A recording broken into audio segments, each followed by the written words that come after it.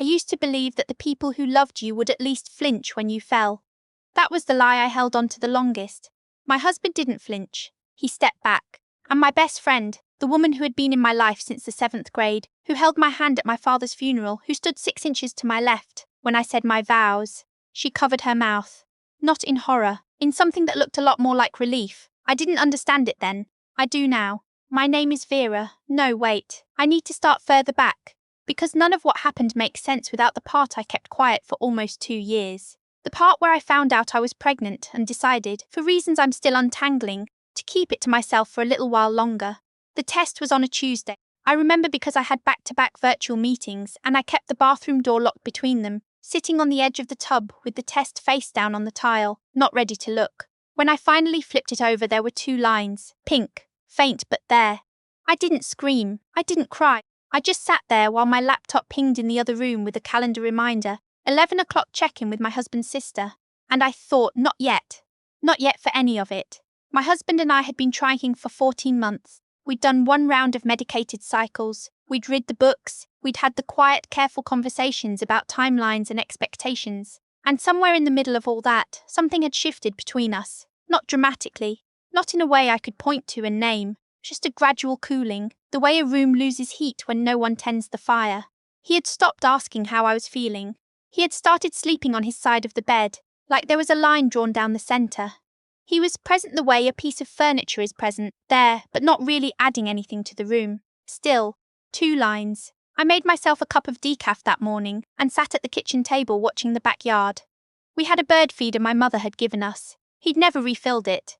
I found myself noticing that, the empty feeder, the bare branches, the way the yard looked like something that had been forgotten. I didn't tell him that night. Or the next. I had a doctor's appointment scheduled for the following week, and I told myself I wanted confirmation first. But really, I was waiting for something I couldn't name, a sign that it was safe to say the words out loud. My best friend called that Wednesday. She had a way of calling at exactly the wrong moment, which I used to find charming. We'd been close since middle school. The kind of close where you finish each other's sentences and you keep each other's worst secrets and you show up at the hospital without being asked. Or at least, that's what I thought. Her voice was bright, a little too bright in the way it sometimes got when she wanted something. She asked about the weekend, whether we were still coming to her housewarming, her new place. She'd been talking about it for months, this condo she'd bought on the north side of the city, 2nd floor, flooded with morning light. I said I'd check with my husband. There was a pause. Then, he already confirmed. He texted me this morning. I wrote that off. They were friends too. I had introduced them. That's the thing I keep coming back to. I introduced them. The housewarming was the following Saturday. I wore a dress I hadn't put on in years, something floral and loose that I'd always meant to get altered. My husband drove. He was quiet in a specific way, not the comfortable quiet of a long marriage, but the focused quiet of a person managing something. The party was small, 12 people, maybe fewer. Her place was exactly what she'd described, all white walls and oversized windows, and the kind of carefully arranged succulents that suggest someone spent a lot of time making things look effortless. She hugged me at the door. Long, both arms, the kind of hug that used to feel like home. You look different, she said, pulling back to study my face. I'm tired, I told her. She tilted her head and smiled. You look like someone who's keeping something good to herself. I laughed it off. I didn't think anything of it. That's the part that still catches me sometimes. How many things I didn't think anything of. The evening moved the way those evenings do. Wine I wasn't drinking, conversations I wasn't quite tracking, my husband circulating the room with an ease I hadn't seen from him at home in months. He was good at parties, always had been. Warm in public in a way he'd stopped being in private. At some point I stepped out to the small balcony for air. The city was loud below, yellow streetlights blurring in the light rain. I had my hand on the railing and I was thinking about the appointment on Tuesday, about how I'd tell him, about the look I hoped to see on his face. When the glass door slid open behind me, it was her. She leaned on the railing beside me, close enough that our arms nearly touched. For a moment neither of us said anything. Then she said, "How are you really?" "I'm fine," I said. "You've been quiet all night." "I'm tired," I said that. She nodded slowly. "Then he worries about you, you know." Something in my chest went still.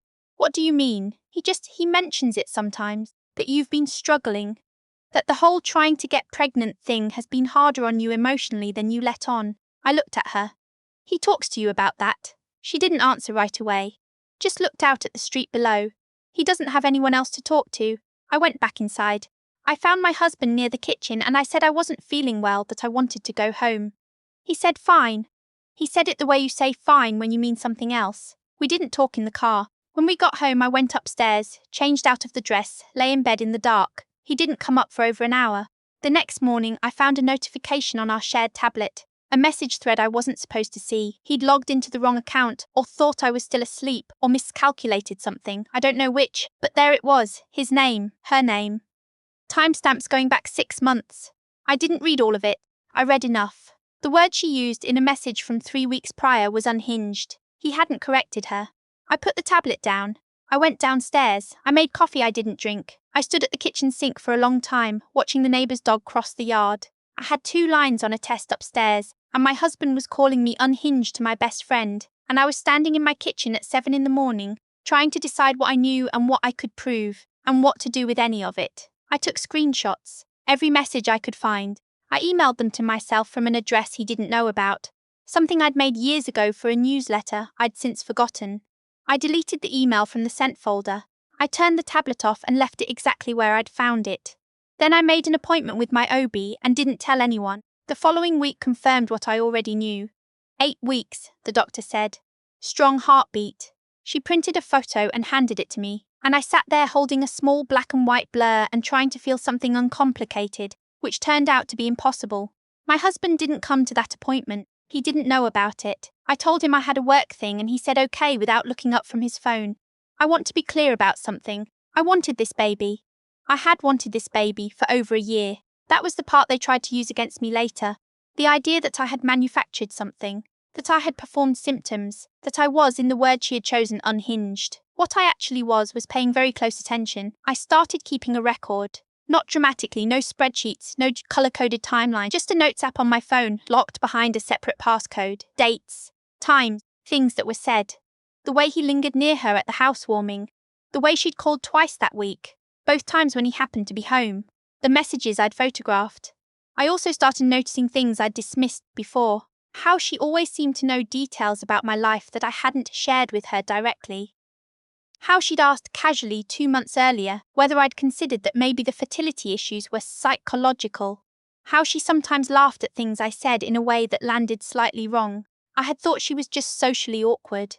I had thought a lot of things. 3 weeks later, my mother-in-law called to invite us to the family Easter gathering at her house out in the suburbs. My husband said yes before I had a chance to decide. He was already texting when I came into the room. She'll be there, he said, not looking up. Who? Your friend. She and Mum have gotten close. I said nothing, I stored that too. Easter was cold for April, the kind of pale, reluctant spring where you need a coat, but feel vaguely betrayed by it. My mother-in-law's house was exactly as it always was, too warm inside. Every surface decorated with something pastel, the sharp smell of glazed ham and whatever candle she kept burning near the front door. My husband's brother was there with his wife, a few cousins. My mother-in-law's sister, who I'd only met twice, watching everything from the corner with her arms crossed, like she was waiting for someone to do something wrong. She arrived 20 minutes late with a bottle of wine, and the kind of entrance that wasn't technically an entrance, but functioned as one anyway. She had a way of doing that, of seeming to simply appear in the centre of whatever room she was in. She kissed my mother-in-law on both cheeks. She handed the wine to my husband's brother. She hugged me third, briefer than usual, with her eyes already moving past my shoulder. Dinner was loud and warm and I ate almost nothing. The nausea had been consistent that week. Steady and low level, the kind that doesn't announce itself dramatically but makes everything slightly unpleasant. I declined the wine. I passed on the ham. I asked for more water twice. You're not eating, my mother-in-law observed from across the table. Not unkindly, but loud enough for the table to hear. Stomach thing, I said. My husband looked at me, just for a second, then away. She looked at me too, but she held it a beat longer, and something moved behind her eyes that I couldn't read, or didn't want to. Later, in the kitchen while I was rinsing plates, she came in and closed the door behind her. She stood near the island, not helping, just present. I want to ask you something and I need you to be honest with me, she said. I kept rinsing. Okay, are you pregnant? My hands stopped. Because if you are, she continued, I think you should know that people have noticed the no wine thing, the nausea, and some people might wonder, given everything, whether it's, she paused, chose her next word carefully, strategic. I turned off the water, dried my hands on the dish towel, turned to face her. What does that mean? I said. Strategic. She held my gaze. He's talked to me about the distance between you two, about feeling like things get manufactured when you need his attention. He said that. He said you did it before, after his surgery, that you got sick, stayed sick, and then weren't sick once the attention was back. My throat tightened. I hadn't told her any of that, hadn't told anyone that version, because that version wasn't true. I'd been sick that winter with a sinus infection that lasted 3 weeks. I had documentation. I had a prescription. But they had a story and they'd been telling it to each other for God knows how long.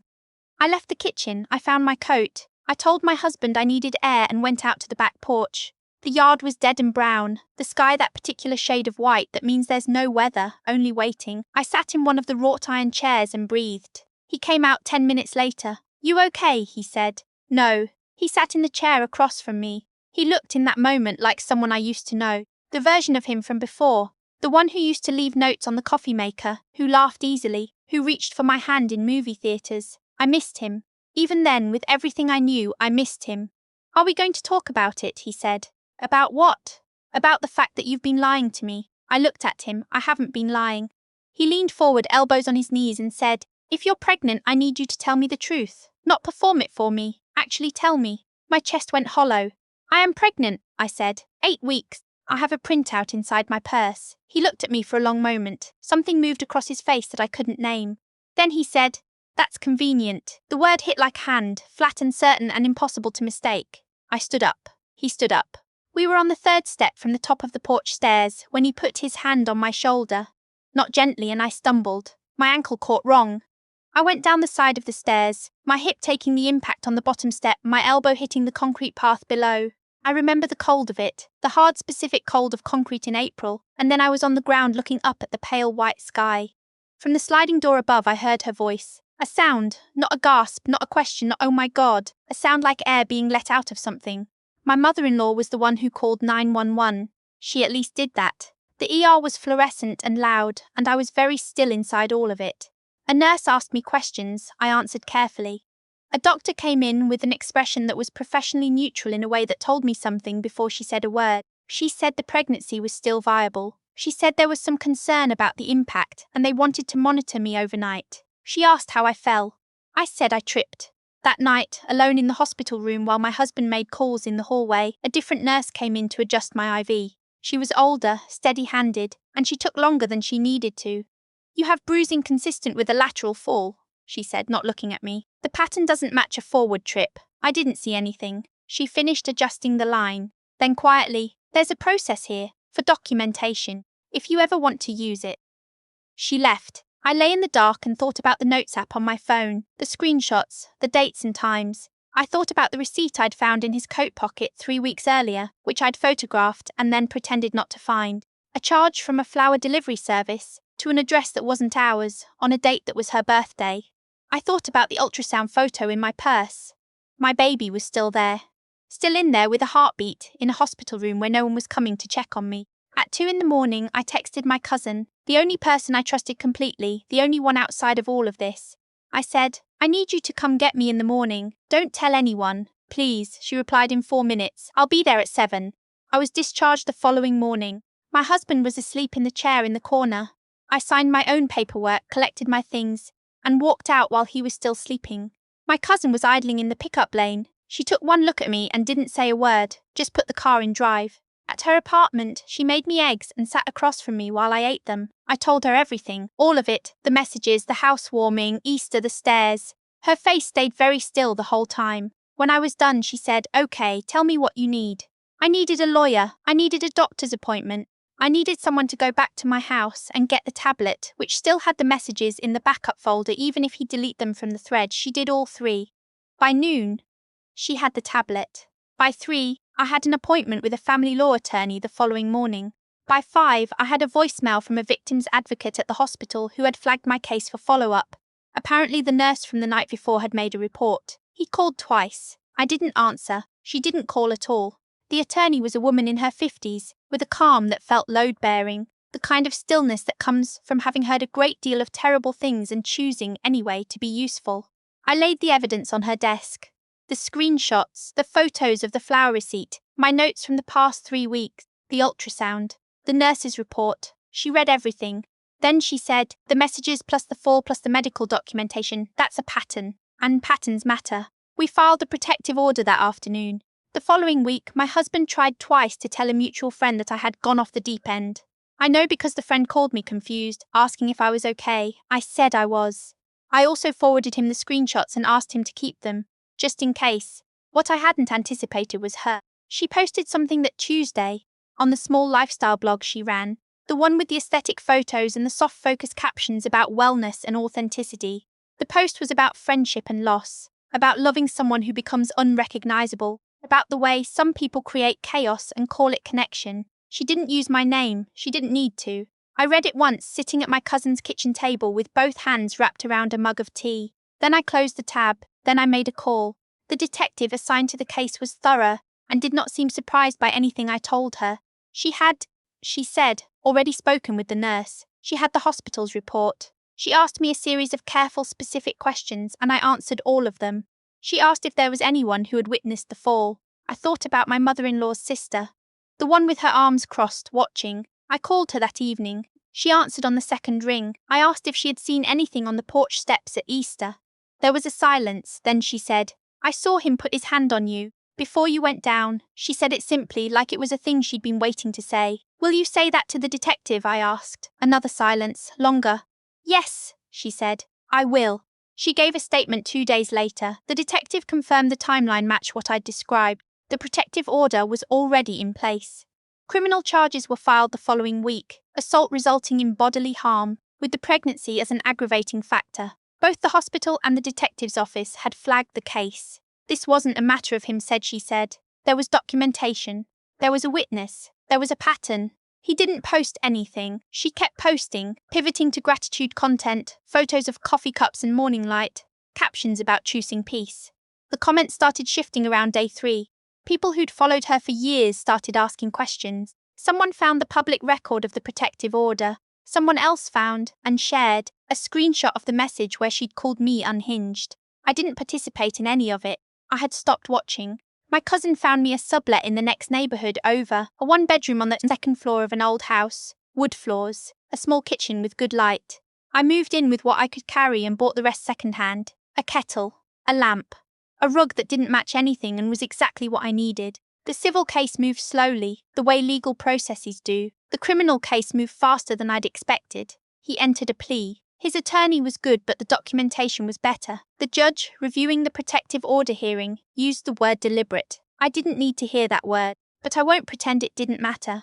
My baby arrived in November, 6 days before my due date. She was small and loud and absolutely furious about being born, which I found entirely reasonable. My cousin cut the cord. My mother was in the waiting room.